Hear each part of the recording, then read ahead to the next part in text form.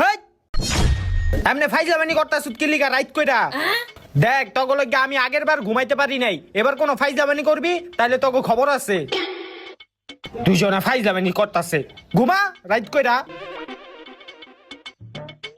ঘুমা এখন কোন ফাইজলামানি করবি না হ্যালো বাবু, কেমন আছো? কি করো তুমি এখন?